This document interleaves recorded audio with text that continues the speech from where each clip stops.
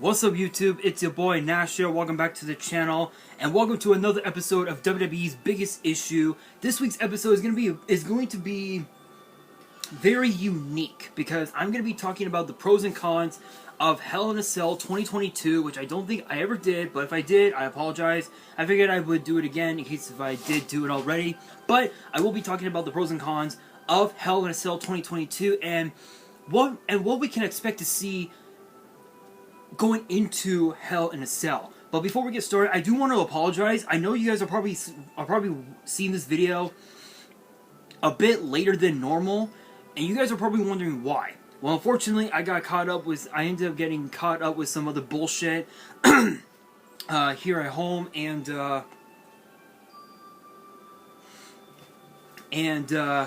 it took up way too much of my time. So I do humbly apologize. I hope you guys can forgive me. And with that being said, hopefully you guys enjoyed this episode. If you guys do enjoy and you guys want to see more, which get posted every Monday, make sure you guys give this video a thumbs up, subscribe to the channel, and hit that notification bell so you guys do not miss out on any future content. And as always, make sure you guys follow me on Twitter and on Instagram. The links will be in the description below, as will the info to my fan mail.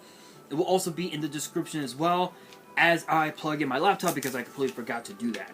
Anyway, while I'm doing that, let's talk about Hell in a Cell. We all know the dangers of Hell in a Cell, and and basically what we can expect, what we can expect inside Hell in a Cell. Obviously, carnage, chaos, just utter complete violence, basically, when it comes to Hell in a Cell. But as of now, there's only 2 matches on the card. We have Bianca Belair versus Asuka for the Raw Women's title, and then we have Seth freaking Rollins versus the American Nightmare Cody Rhodes inside Hell in a Cell. But what about the rest of the card? What else could we expect to see in going into Hell in a Cell? Well, we know that this past Monday we know that this past Friday on SmackDown, Roman Reigns helped the Usos cheat to not only retain the SmackDown Tag Team titles, but also win their first Raw Tag Team titles in what?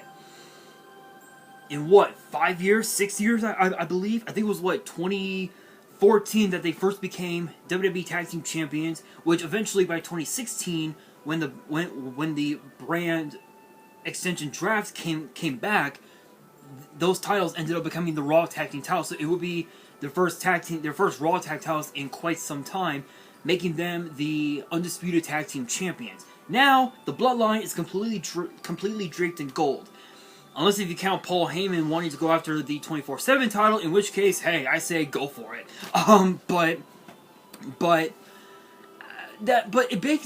It ties into the question: what other magic could we see inside Hell?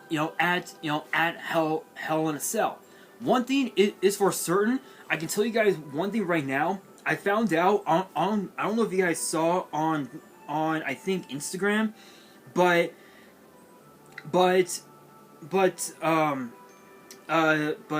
WWE's official Instagram page, excuse me, posted a photo of Jey Uso hitting Riddle with a splash from the top rope onto the announce table, and the photo captioned this. It captioned this: injury update as a result of a vicious attack by the Bloodline in the wake of SmackDown's Tag Team Title Unification match. Riddle has suffered a bruised hip and lower back, and both he and Randy Orton are undergoing a medical evaluation. I'm assuming it means that Riddle is going to be out for a little while, so we may end up seeing him. Challenge Roman for the undisputed Universal title, and then have Randy Orton challenge, and then have Drew McIntyre challenge, which would be Money in the Bank, SummerSlam, Clash of the Castle in Cardiff, Wales. However, that's a long time away. Hell in a Cell is just not even 2 weeks away. We're like a week from this Sunday away. We're like less than 2 weeks away from Hell in a Cell, and there's hardly any matches on the card. There's only 2. I'm assuming it means that we're gonna have yet another WrestleMania Backlash where there was only 6 matches on the card, in which those matches consisted of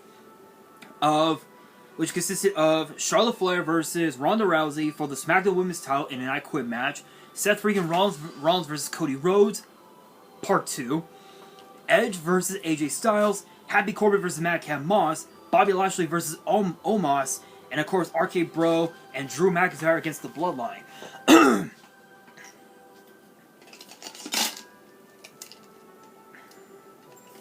I'm assuming that we might not see Roman Reigns compete until possibly Money in the Bank, which is a possibility, but we will see as time progresses, because I know that Shinsuke Nakamura wants a shot at Roman Reigns. Bobby Lashley still has a little bit of beef left over with the WWE title.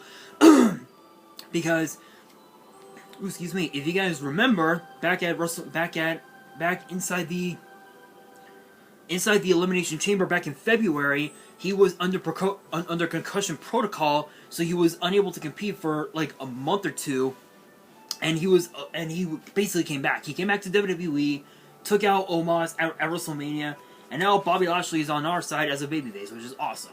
But anyway, It is possible we could see Roman defend his title at Money in the Bank. There are just so many problems that can go. That there are so many things that can go wrong with this event. One thing that can definitely go wrong with this event, with the show, is that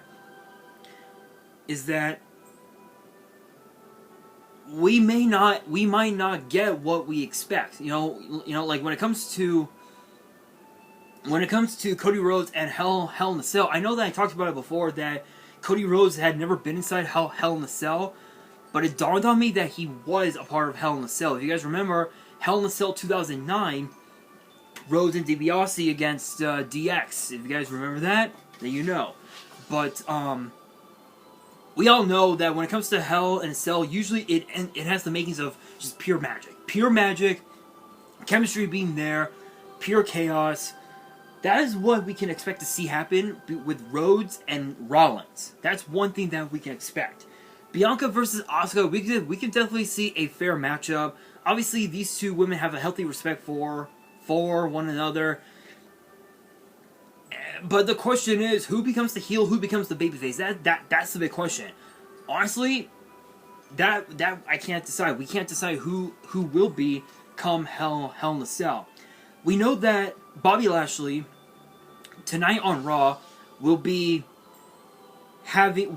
issuing an almighty challenge to Omos. What could it mean? The answer is simple. Bobby Lashley, Omos, Hell in a Cell. It's just that simple. It's just that simple. There's really no other way to describe it except that we are going to see Omos step inside Hell in a Cell. But the question is, how dangerous can Omos be inside Hell in a Cell? That is the big question there. As far as the Usos, we know that the Street Profits want their shot against the Usos again. We know that Alpha Academy wants to become tag team champions again after getting robbed several months ago from RK Bro. We know that Angel and Humberto want tag team gold. We know that the New Day are gonna definitely go after the Usos at some point. We know that the Battling Brutes, I think was their names, was their team name, Sheamus, Rich Holland, and Butch. We know they're gonna probably go after the tag team titles as well. So I'm assuming that we might see something along the lines of like a sort of like a tag team tournament of sorts, where the two winning teams would face each other. Winners would face the Usos at Hell in a Cell.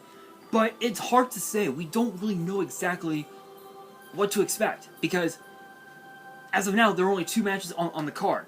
And given the fact that it'll take place in Chicago, you can bet your ass that WWE is going to do whatever the fuck they can to make this year's Hell in a Cell event a whole lot better than last year, because if you guys remember last year's Hell in a Cell, was a fucking nightmare. With how low the ratings were, it was just horrendous. Because we had Rhea Ripley versus Charlotte Flair for the Raw Women's title. We had Bobby Lashley versus Drew McIntyre for the WWE title inside Hell in a Cell. We had Shayna Baszler versus Alexa Bliss, Sami Zayn versus Kevin Owens, Cesaro versus Seth Rollins, and of course Natalya versus Mandy Rose on the kickoff show. So, hang on guys, my mom just texted me.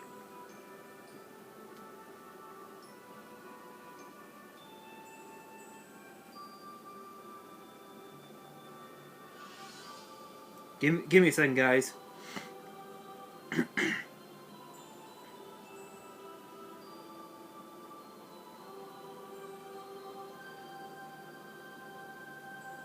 Sorry, guys. My mom texted me wanting to ask me a question. So I do humbly apologize.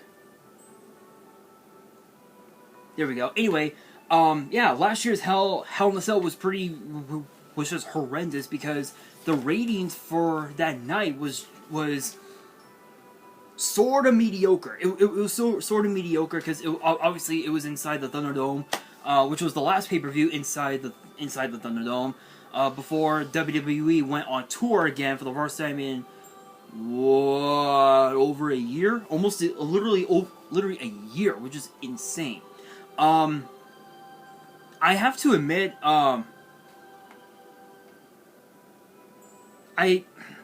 I have to admit this year's Hell in a Cell is gonna be rather unique. Again, we only have two matches on the card. I'm assuming that we'll probably see Lashley challenge Omos inside Hell in a Cell. We may end up seeing the Street Profits go after the Usos at some point, possibly inside Hell in a Cell as well. Or if Riddle and Randy Orton are clear to compete and they're okay, and the injuries are not as bad as we think, then there's definitely going to be a rematch between RK Bro and the Usos for the Undisputed Tag Team titles, in which case it'll be inside Hell in a Cell, because let's not forget, the Usos may have experience inside Hell in a Cell.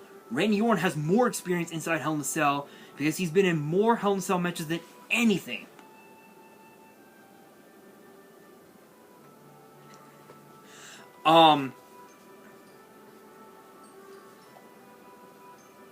You know, I mean, with his matches with guys like The Undertaker, guys like John Cena and Mark Henry, and also too Drew McIntyre.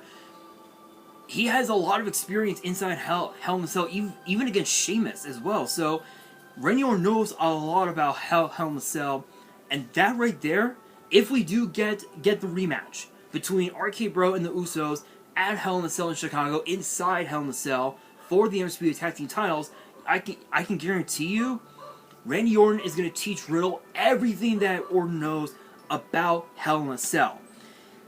That's just how it is. I honestly don't know what else we can expect other than maybe the women's tag team titles get defended. I know that Sasha and Naomi ended up getting suspended indefinitely, which is sad. Which is sad because they said that they were going to be fighting champions and and take the women's tag team titles to heights never thought possible, but they disappointed us. So, but at the same time, they were stuffed into a 6-pack challenge, which ended up being a one-on-one match between Asuka and Becky Lynch. It's just sad. It is just so sad. But that brings me to the question of the day. What matches do you guys want to see take place at Hell in a Cell, and should they be inside Hell in a Cell? Let me know down in the comments below, and that will do it for today's video. Hopefully you guys enjoyed. If you did, make sure you guys smash that thumbs up button. If you guys are new to the channel and you guys want to see more episodes of WWE's Biggest Issue, which get posted every Monday. Make sure you guys subscribe to the channel and hit that notification bell so you guys do not miss out on any new content that comes your way. And as always, make sure you guys are following me on Twitter and on Instagram. All the links will be in the description below.